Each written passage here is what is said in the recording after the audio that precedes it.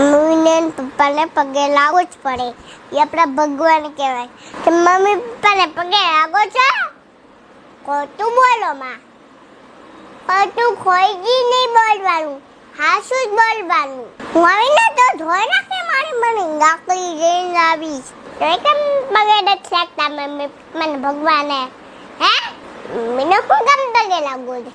Mummy ખાવાનું બનાવી દે, આપણને હાસવે, અને મમ્મી પપ્પા કપડાં લઈ દે ને તો મમ્મી પપ્પાને પગે લાગવો જોઈએ. ખવડાવે બધું છે ને. મમ્મી એવું બધું કરે ને તો તમારે પગે ન લાગવું પડે. લાગવું પડે ને, હું ના પાડો છો, લાગવું પડે. પપ્પા ઓફિસે જાય, પૈસા લાવે ને તમારે તું લાવે ખબર? તમે એના નાના છોકરા કહેવાય ને. હે એટલે લાવીને તમારી હતું બધી વસ્તુ, એટલે તમને કેટલી વાર